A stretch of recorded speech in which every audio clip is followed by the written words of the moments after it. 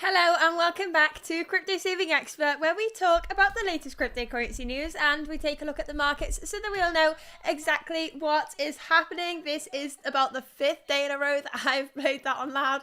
Thank you very much for tuning in. As always, we do these live streams every single day at 11 a.m. So make sure if you haven't already to like and subscribe and press the bell notification button so that you don't miss the latest cryptocurrency news. My name is Jess. I think I've already said that. Let's crack on with the fun fact of the day, which is that on this day 10 years ago, Bitcoin reached a market cap of $1 billion for the first time. Now we can see here that the market cap is currently at $520 billion, so we have grown astronomically since then, and I expect this to continue with the future bull market.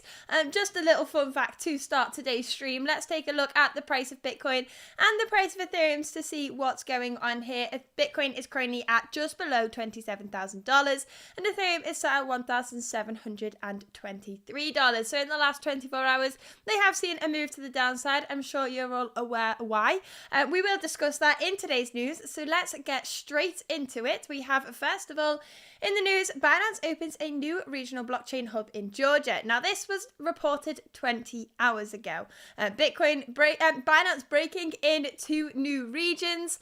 Before we heard the news that Bitcoin and Ethereum wobbled after the CFTC charged CZ and Binance with violating federal trading rules. So let's take a look at this article. It has caused the price of both Bitcoin and Ethereum to drop quite significantly. Over $1,000 dropped off Bitcoin within a matter of minutes. Since then, they've been holding pretty strongly, but we will do some Bitcoin and Ethereum analysis at the end of today's stream.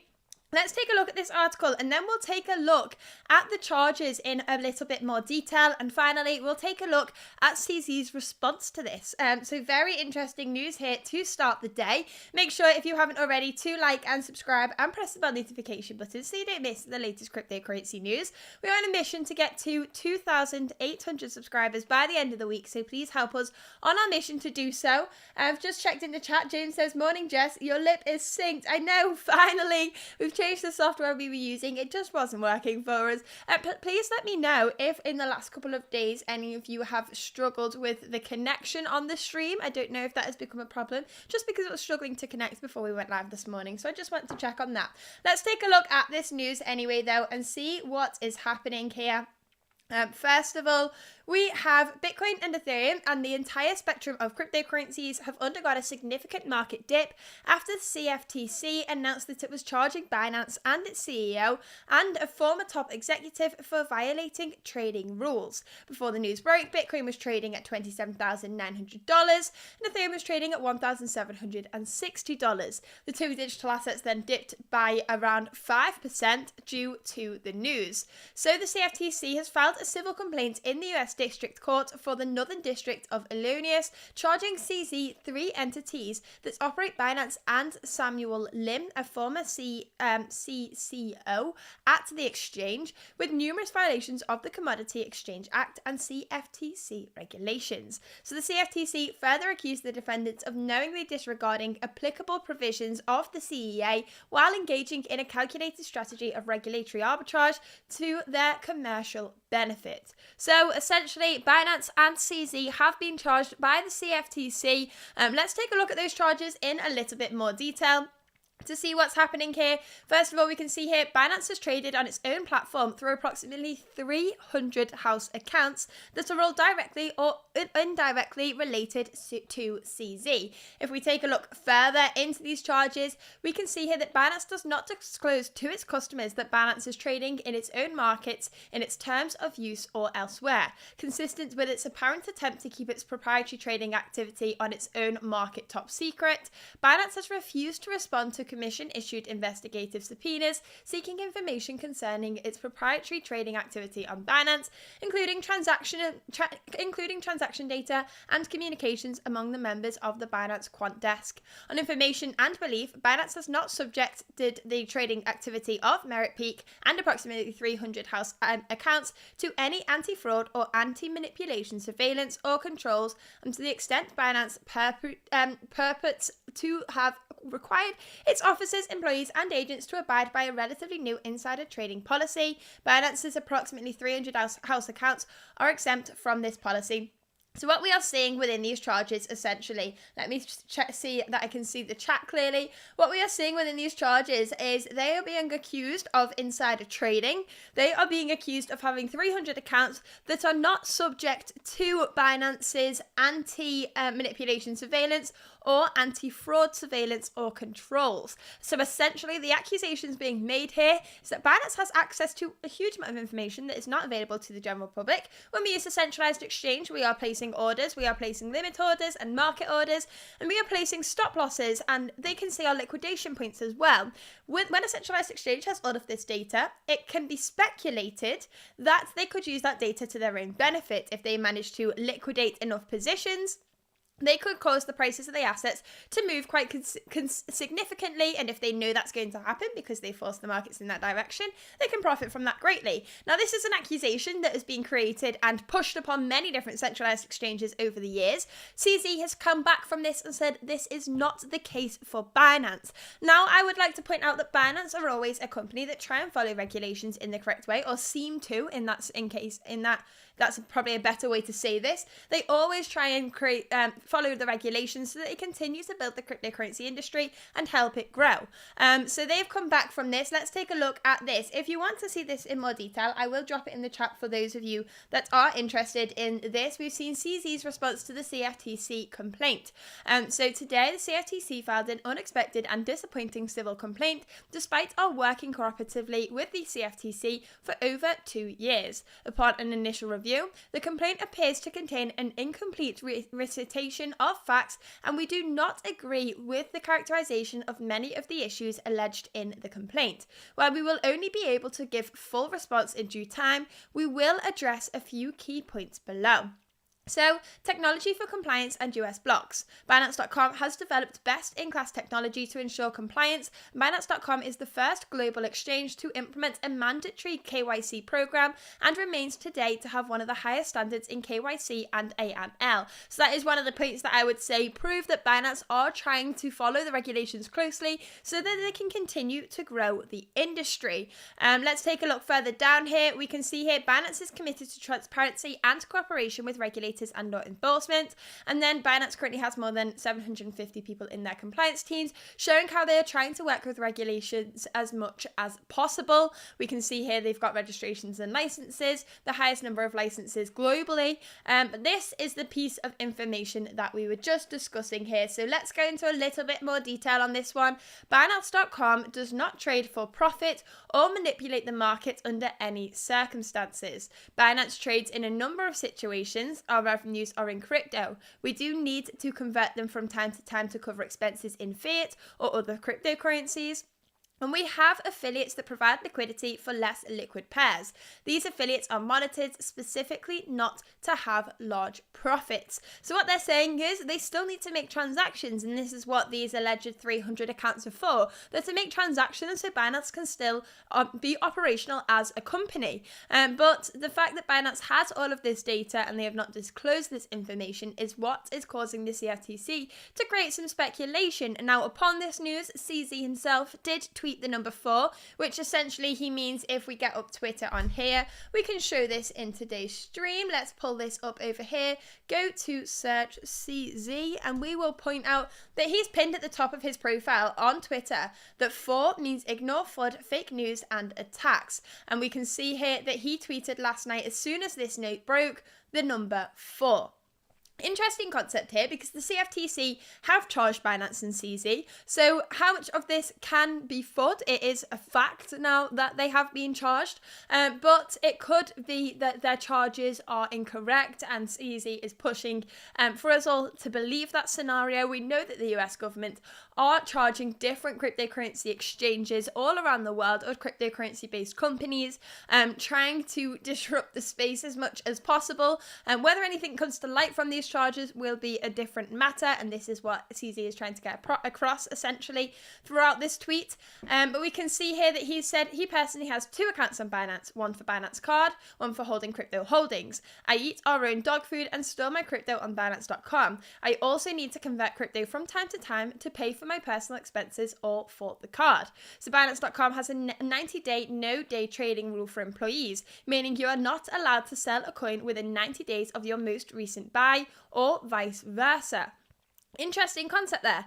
So this is to prevent any employees from actively trading. We also prohibit our employees from trading in futures. Further, we have strict policies for anyone with access to private information, such as details of listings, launch pads, etc. They are not allowed to buy or sell those coins. Now that is what we call insider trading, and something that workers at Coinbase have been charged for within the last year. We saw 2 people working at Coinbase on listing tokens, and their brothers, I believe, were buying assets prior to it being launched. It was announced that the tokens were then being launched on Coinbase, and then they dumped those tokens on that pump.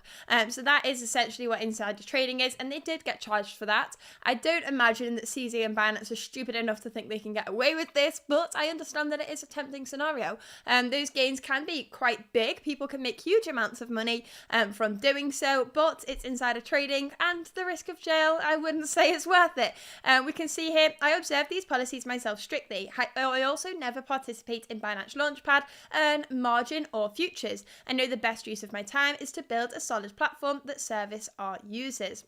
At Binance, we look for amicable solutions to all problems. We are collaborative with regulators and government agencies all around the world. While we are not perfect, we hold ourselves to a high standard, often higher than what existing regulations require. And above all, we believe in doing the right thing by our users at all times. In this journey towards freedom of money, we do not expect everything to be easy. We do not shy away from challenges. Thank you for your unwavering support. Now, it can be said that Binance have been seen to be working with regulators very, very closely and making sure that they are acting in the correct way. That cannot be doubted. Whether there's a persona that they are creating which isn't 100% true, who knows? But there's an interesting concept there that it does seem that they are working closely. The CFTC have now come with these charges. So we'll see how this plays out in the next couple of months. One last thing to comment before we move on to the next piece of news here today is that we have the latest cryptocurrency news article newsletter live now. We have launched that at 11 a.m. Today is Tuesday. We post those every single 11 a.m. on a Tuesday. So if you haven't already, make sure to go to cryptosavingexpert.com, go over to that big blue button at the top, fill in your personal details there, and then just press sign up, and you'll get access to that if you press that tick box there. So that tick box there gets you access to the newsletters every single Tuesday at 11 a.m. I'll give you a quick rundown of what was in today's news. Let me check what's over here. We have today's newsletter covers the US government announcing dropping plans for the Royal Mint NFT. We will also be covering that in today's live stream. We have Titanium blockchain CEO bags 4 years in prison for $21 million crypto fraud. And we also have a lot of analysis in today's newsletter. So altcoin of the week, we have tech analysis, stochastic RSI, DXY, funding rates, and much, much more. So if you want to not miss out on that newsletter again, make sure to go to cryptosavingexpert.com. Press that box when you are signing up to the website, and you'll receive that newsletter on Tuesday. And also, once you receive that newsletter, you can backtrack throughout the weeks and see what you've missed in previous episodes. Releases, I wouldn't know what to call that one. Let's take a look now at the next piece of news though and see what's going on elsewhere in the markets other than this Binance news that is circulating the internet and causing the price of Bitcoin to dump greatly. Let's take a look here. We have MicroStrategy buys another $150 million worth of Bitcoin. So we did report just over a week ago, I believe, that MicroStrategy were about to break even on their investments. They started to invest during the previous bull market, and they continued to do so throughout the peak of the bull market. And then when the bear market hit, they continued to buy. This is what we like to see. These are solid dollar cost averagers who like to hodl for the long term, and they've finally broken. Yeah, actually, I think their break-even point is at around $32,000. So they are approaching that very, very closely, and we can see here the business intelligence firm also repaid its Bitcoin collateralized $205 million loan to Silvergate at a 22% discount. So after roughly 3 months, American business intelligence company MicroStrategy has acquired 6,455 bitcoins, raising its total stash to nearly 140,000 Bitcoin. So MicroStrategy's founder and former CEO Michael Saylor took to Twitter to announce the latest purchase on Monday. Now this is probably the most popular company for investing in Bitcoin. Obviously we have Tesla, but they've kind of flooded out the market a little bit from time to time, so MicroStrategy are a more favourable option. Their former CEO, Michael Saylor, is known to be a huge Bitcoin maximalist. He doesn't really believe in any other cryptocurrencies other than Bitcoin. Bitcoin all the way in Michael Saylor's eyes. Interesting concept there. Let me know in the chat if you are a Bitcoin maximalist or if you like to dabble in some altcoins as well. In the long term, I think I try not to be a Bitcoin maximalist, but I do think that we are going to end up in a situation where a couple of altcoins really and Bitcoin really take the lead. And over the long term, if I had to hold, this is a good question, if you had to hold one cryptocurrency for the next 10 years and you couldn't sell it, what would it be? Because mine would always hands down be Bitcoin, without a doubt, like by a country mile. But if it wouldn't be Bitcoin, what would it be after that? That's the question for the chat. Let me know in the chat what you think about that question. Interesting concept there. Let's take a look at what else is going on here, though. The Virginia-based software firm bought the coins at an average price of approximately $23,238 per Bitcoin, including fees and expenses. MicroStrategy, the world's largest public traded corporate Bitcoin holder, now holds over 138,000 Bitcoin, purchased at an average price of $29,817 per Bitcoin. So they've pulled that average price down and we are approaching it more and more as the time goes on. Jason Smith says XRP. Interesting. Very interesting. We will cover that in a live stream very, very soon. We've also seen in this article that MicroStrategy pays $205 million Silvergate loan. So MicroStrategy are pulling out all the stops to put itself in a brilliant position for the next Bitcoin bull market, 100%. Let's take a look at what else we have here. We have MicroStrategy repaid its $205 million Silvergate loan at a 22% discount as of the 23rd of March 2023. That took a little bit for my head to get around because here in the UK we write day, month, year, but this was month, day, year, always confusing me. And MicroStrategy acquired an additional 6,455 Bitcoin. We've just discussed all that. So now their average price is at $29,817 per Bitcoin. Remember when all those rumors were going around that MicroStrategy were going to get liquidated? And look at them now, almost at break even. What a lovely place to be. Let's take a look at the next article now anyway to see what is happening. Please don't forget, if you haven't already, to like today's video and subscribe and press the bell notification button so that you don't miss the latest cryptocurrency news. Let's see how many likes we are currently on today's stream. Let's see if this is going to load. We've got loads of tabs open today. We currently have 15 likes on today's stream and we have 2,780 subscribers. We are climbing up the ranks. Please don't forget, if you haven't already, to like and subscribe and press the bell notification button so that you don't miss the latest cryptocurrency news. We do these live streams every single day around 11 a.m, 12 a.m. BST.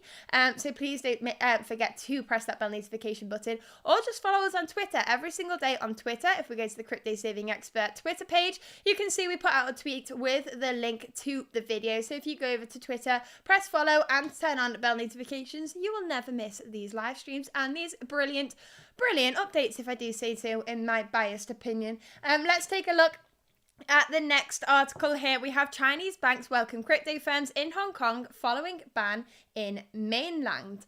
So the push by the banks comes as multiple crypto firms struggle to access banking services from local lenders. Let's take a look at this. Bloomberg reported Monday that China's state-owned banks are expressing their eagerness to work with crypto firms moving to Hong Kong after the ban imposed in mainland China, citing people familiar with the matter. So China have been on and off crypto so much. They've flip-flopped incredibly much, so much over the years. They've banned mining, they've unbanned mining, all the rest of it. And now Hong Kong want to become a hotspot for digital assets. So let's take a look at this one quickly. Hong Kong regulators to host meeting to help crypto firms with banking. Hong Kong regulators are convening a meeting between crypto firms and bankers in a bid to ease financing for the sector as the city seeks to establish itself as a hub for virtual assets. Now, we've seen this coming within the last couple of weeks, and this has been a gateway for people in mainland China to get access to cryptocurrencies. We now see the Chinese banks are eager to work with cryptocurrency firms as well. So very interesting news here, opening up the cryptocurrency to a whole new group of people. So very exciting here to see this level of adoption and seeing that banks do want to work with cryptocurrencies to move forward, and Hong Kong's plan to create a cryptocurrency hotspot. So let's move on to the next piece of news here today and see what else we have in store. We've got lots of bits and bobs news now, no more major headline stories, but all still interesting concepts anyway. So let's check this out. Before we do, please don't forget to like and subscribe and press the bell notification so that you don't miss the latest cryptocurrency news. We have, first of all, Nvidia, I always say that wrong, I think it's Nvidia, says crypto do not bring anything useful for society, but AI does. So let's discuss this a little bit further. Here at Crypto Saving Experts, you'll probably realise by now that we are all cryptocurrency fans and we do think it is useful for society. But let's hear out these arguments and then we can say why they're all completely wrong. Let's take a look at this. We have the CTO rates AI but says cryptocurrencies do not bring anything beneficial to society. So the chief technical officer of Nvidia, Michelle Kagan, compared crypto and artificial intelligence, saying it is in a recent interview with The Guardian that the former contributes zero benefits to society as opposed to AI, which powers tools like ChatGPT. Now, ChatGPT is absolutely frightening, and as I keep saying on these live streams, it's just getting more and more frightening, and it's taking over more and more tasks. We'll discuss that in a second, but let's take a look at this. In this argument, she said there is a limited value in using processing power to mine cryptocurrencies. In contrast, the first iteration of ChatGPT was only trained with 10,000 graphics cards, upon which everybody can now create his own machine, his own program. All this crypto stuff is needed parallel processing and is the best, so people just programmed it to use for this purpose. And they've explained that the high demand for NVIDIA chips in the crypto sector. They bought a lot of stuff and then eventually it collapsed because it doesn't bring anything useful for society. AI does. And they've added, I never believed that crypto is something that will do something good for humanity. You know, people do crazy things, but they buy your stuff, you sell them stuff, but you don't redirect the company to support whatever it is. So they've taken a shift focus towards AI. Interesting concepts here. Now, Ting Tong said Nvidia have made loads of money from crypto mining, but not now exactly. So that is what we are seeing here. They've made money, that people have bought loads of chips, they can mine Bitcoin, but they're still not interested in the concept. And you know what? That's absolutely fine. We're not going to try and push cryptocurrencies down their throats. They'll realise in the long run. I've been doing an interesting video this morning discussing the comparison between gold in the 2008 crisis and comparing that to Bitcoin in today's market. It's a very interesting video. It will be live here on the Crypto Saving Expert YouTube channel. So if you haven't already, press subscribe because that is a full documentary style video that we've been putting together and it looks really, really good and it's very, very informative and compares the 2007 and 2008 financial crisis to what's happening in the markets today and compares the price of Bitcoin and what happened with Bitcoin at that time to what's happening with Bitcoin today. Really interesting concept there, so make sure you don't miss out on that one and hit that subscribe button. Anyway, back to this article. AI is incredibly interesting. You can probably understand AI much simpler than you can for cryptocurrency for people that aren't in either space. AI is a tool that anybody can pick up and use immediately. Cryptocurrency takes that little bit more of an understanding. But still, both are very, very important, specifically Bitcoin, as I was just saying. That is something that I believe will be along for the long term, no matter what, and people will be using that as digital gold and AI as well. I do still think that is important, and it will continue to grow. However scary it gets, it may take over thousands of jobs, just something, but an interesting concept there. I don't think you can compare the two and say one's useful and one's not. They're both different ideas. But let's move on to the next article here to see what's going on in the markets. We have here Alibaba to launch a blockchain lab in Japan to foster Web3 game development. So through its subsidiary, it plans to open a blockchain lab in Japan to incubate and grow Web3 business opportunities for game developers. So we're seeing it be made easier for projects to adopt Web3 and build in the Web3 space. So the e-commerce, retail, internet and technology company is reportedly setting its eyes on the Web3 arena. According to reports, the company plans to open a blockchain lab in Japan through its cloud computing subsidiary this April. The lab's primary focus will be to help Japanese game developers explore more business opportunities in the Web3 era. The blockchain lab will be launched in the collaboration with the Land Corporation and Skeleton Crew Studio. The latter is a game and virtual reality content development company known for hosting the popular Bit Summit indie game event in Kyoto annually. So interesting here that we're seeing it be made easier and easier for game developers to adopt Web3.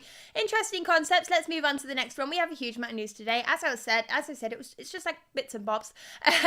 Let's take a look at this next article here to see what's happening. We have one step closer to the full transition. DYDX expects to complete their move to Cosmos in September. So they announced its progress on its roadmap, successfully reaching its third milestone and announcing the start of milestone 4. These milestones represent steps that the DYDX team set upon to launch their DYDX V4 blockchain and fully complete the move from Ethereum's ecosystem to join Cosmos. So that's the main head story there. Let's move on to the next one. We have First Citizens Bank to acquire SVB. So the sale of SVB marks the end of the FDIC search for a buyer for one of the two recently collapsed banks. A couple of weekends ago, I think maybe 3 weekends ago, we saw 3 cryptocurrency friendly banks shut down in the US, and this caused a huge amount of fear and has caused a huge amount of banking stocks to fall over the recent weeks as that fear has spread across the markets. But we can see here now that First Citizens Bank, a subsidiary of First Citizens Bank shares, has agreed to buy the now defunct SVB, ensuring support for all depositors and borrowers of the failed bank. So positive news to come out of this. According to a press release, the purchase and assumption agreement will see First Citizens take over all loans of $72 billion, $56 billion in deposits, and $110 billion in assets from SVB. And we can see here in this quote, First Citizens has a reputation for financial strength, exceptional customer service, and prudent lending that spans 125 years. We have partnered with the FDIC to successfully complete more FDIC-assisted transactions since 2009 than any other bank, and we appreciate the confidence the FDIC has placed in us once again. So positive there. We also did see that the SVB UK branch was bought by HSBC for £1. And that was announced pretty shortly after it started to liquidate its assets. Let's move on to the next article here. I'm sure you're all sick of talking about what's happening in the banking system now. We do still have more news on it.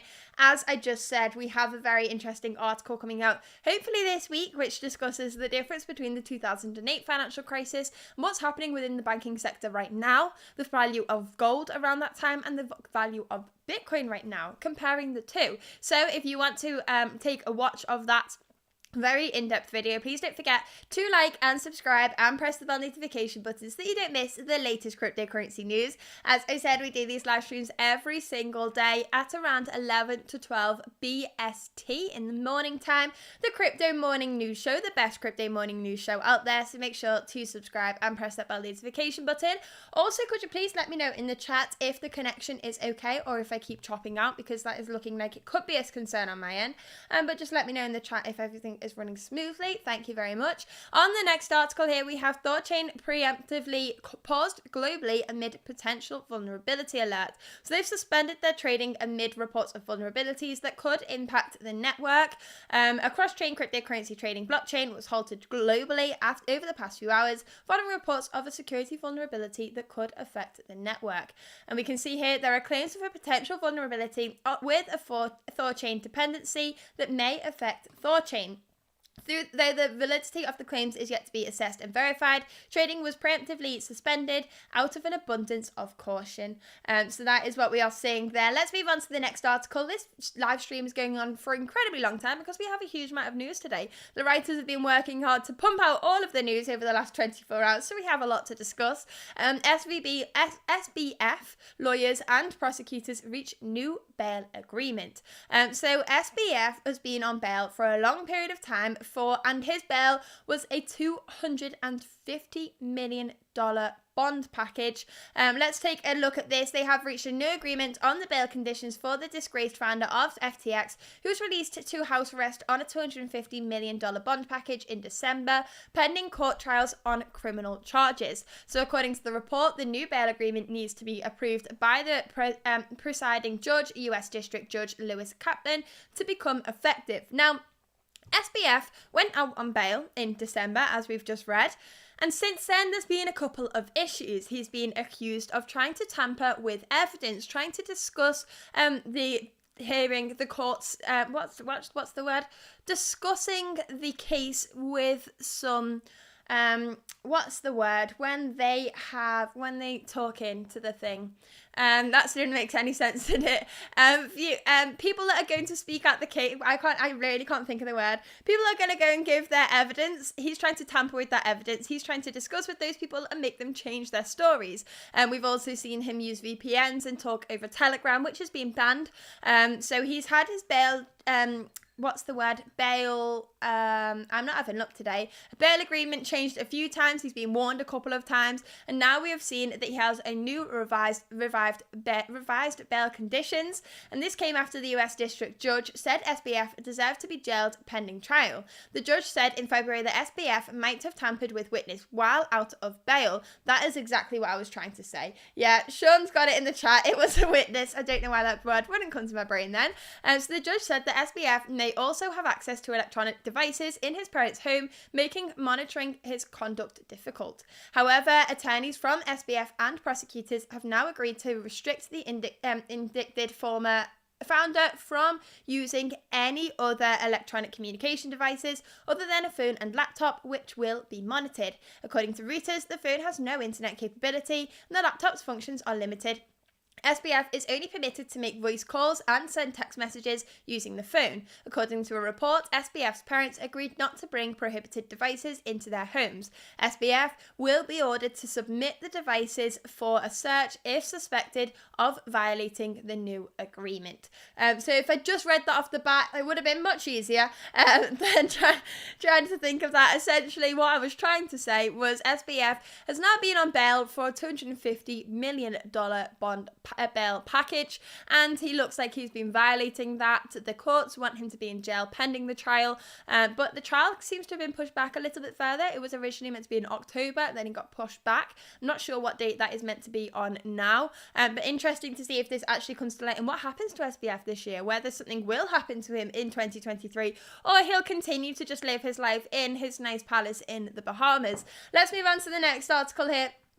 To see what is next, we have Gucci announces multi-year partnership with Yuga Labs. So Yuga Labs are the other side metaverse creators. Let's take a look at this. The deal will allow Gucci to explore the intersection between fashion and entertainment in the metaverse and give the company an active role in other side and 10KTF's continuing narrative unfolding in multiple forms. Interesting concept here. I like this here. I'm not a huge fan of NFTs, as I always say, But interesting concept here, may gain attention and may create adoption. I always say on these live streams, adoption and clear regulation is what this space needs. And one way for adoption, although I'm not a huge fan, is NFTs. They are a brilliant way to bring people into the space, whether you hate them or whether you love them. You can't deny that, and that is something that I like to see more and more within the industry. Let's move on to the next article here. As I said, we've got a huge amount of news today. The UK government cancelled plans to launch NFTs. The UK's Royal Mint is no longer eyeing the launch of an NFT, and the move was originally proposed by current Prime Minister Rishi Sunak in 2022, but they have now decided to cancel those plans. So let's move on to the next article here. We've already discussed that. One last one here. I can't remember why I pulled this one up. Let's take a look at let's leave that one. It might have just been in my list. Let's take a look at the price of Bitcoin. That is what we want to look at today. Let's go to cryptosavingexpert.com, the best cryptocurrency website in the entire world, where you can get completely free news, guides, courses, and market data, all absolutely for free. All you need to do is go to cryptosavingexpert.com, press that big sign up button there, and you can get access to all of this, as I said, completely for free. Although you may not want to look at it today, since the markets look like they are in the red. Let's take a look at this. Bitcoin is dumping a little bit down to 26,725, down 4.3% in the last 24 hours. If we take a look at the Bitcoin chart, I'm looking at the 1 hour chart here, and you can say this previous level of resistance that has acted as a level of support has been acting like a level of support within the last 24 hours following this news that Binance and CZ have been charged. And that was at the $26,900 level. Since then, within the last hour, we have started to move to the downside. The next level of support I'm looking at is the $26,600 level, just because this has been used as a level of support before. Hopefully this one holds, or we may see some more moves to the downside. Taking a look at the 1 hour chart RSI, it's looking like we are oversold at this point, and the MACD is looking very, very neutral. So we'll have to see how this plays out in the next couple of hours. We also have Ethereum doing something similar. We have this level of support, which has been used here, here, and here at the $1,716 level. And we also have another level of support, which I wouldn't have considered to be strong until we used it again at $1,703. Another level of support I am looking at on the Ethereum chart is from this point here, and this point here on this green line, which is currently sat at around $1,680 as well. So that's what we're looking at on the Ethereum chart. In terms of RSI, we have RSI sat at 42, so pretty neutral, to be honest. I wouldn't be biased and say that's oversold just yet. And the MACD is looking pretty neutral as well. Taking a look at the fear and greed, we have the greed sat at 59 right now. It has come down quite significantly from last week when we did see a high of 68. So a little bit better to see that. I like to see us sitting kind of neutral when we're in full greed mode. I'm getting a little bit fearful. So that's what we're looking at on the price of Bitcoin right now. One last suggestion would be to follow Crypto Saving Expert on Twitter, and also we've started posting on TikTok from yesterday, and they are incredibly good videos. So if you want to check that out, go to Crypto Saving Expert over on TikTok and make sure to give us a follow on there and help us on our new journey on a new social media platform. That is all really we have for the day in today's live stream. So as always, thank you very much for everybody who has tuned in once again. I very much appreciate it, and I love doing these live streams, so thank you very much for tuning in. Otherwise it may be something that we'd have to stop, but everyone seems to enjoy them as well, so thank you very much for watching as always, and I hope to see you back